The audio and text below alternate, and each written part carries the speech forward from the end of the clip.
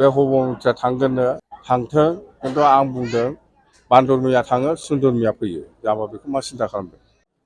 दिनै बेवहाय बे क्रेसाराव बिजेपिनिबो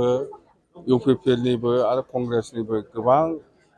सोद्रोमाफोर जोंनि बिपिएफ हान्जायाव जइन जाबाय आरो बियो मोजां लक्षन जोंनि थाखाय जोङो ओरैनो देरहासार जाखासिगोन क'क्राझार लकसभायाव बिपिएफ हान्जानि प्रार्थी खाम्फा बरगयारिया 100आव 100% देरहासिगोन बेखौ जों नुगासिनो दं हाजार हाजार बर' रायजोफ्रा जोंखौ मदद होनो होननानै ओंखारबोबाय हाजार हाजार आदिबासीफोर हाजार हाजार कच राजबंशीफोर हाजार हाजार मुस्लिम हाजार हाजार गार' राभा बयबो जोंनि बिपिएफ हान्जाखौनो माने हेफाजाब होनो होननानै ओंखारबोनायखौ जों दिनैसिमाव नुगासिनो दं आरो इलेक्शनसिमहालागै आरो गोबां इउपिपिएल आरो बिजेपिनि सोद्रोमा आरो मावथिफ्रा जोंनि दोलोआव हाबबावगोन होननानै जोंजों जगाजग जागासिनो दं खोथाया बेनो बिराद मोजां मथथे बिपिएफ हान्जानि रिजाल्टआ 100आव 100% मोजां जानानै दं दासिमबो नामा बे नङा हबमन्त्रिसो जाम्बा हबमन्त्रि जाबो बले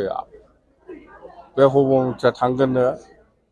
थांथों खिन्थु आं बुंदों बान्दरमैया थाङो सुन्दरमैया फैयो जाबा बेखौ मा सिन्था खालामदों बैसागुआ गेजेराव माखासे दानसे बैसाग बोथोरा फैगासिनो दं फैगौ 14 थारिखनिफ्राय 1 थारिख आङो बिपिएफ हान्जानि जानानै बिटिसिनि गासिबो रायजो राजाफोरनिसिम गाहाम हामलायनाय थाहरबाय बैसागुखौ जाहाथे बयबो आलो गोजोनै सान्थि रंजानो हायो बेनि थाखाय 100 रांजों लादो गांसे लटारि आरो खाफालाव थायोब्ला जागोन बेसेन गोसा गं 15 गारिफोरनि गेजेराव बबेबा गंसे गारिनि बिगोमा नोंथाङा 100 रांजों टाटा आल्ट्रा बास महिन्द्रा स्कर्पिय' महिन्द्रा थार बायदि बेसेन गोसा गारिफोरनि बिगोमा जानो गोसो जादों नामा जुदि गोसो जादोंब्ला 7086300199 जानबुं नाम्बाराव थाबैनो फन हरना लादो गांसे लटारि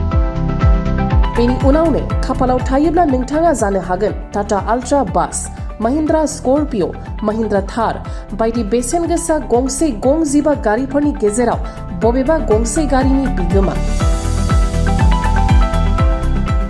औ नंगौ खाग्राबारि माइनाव जुबक संघनि बानजायनायाव सनाथि मायथाइ रंजालि बैसागु फोरबोनि मुङै बे लटारि खेलाखौ फैगौ मे दाननि 12 खालाराव खुंफुंनाय जागोन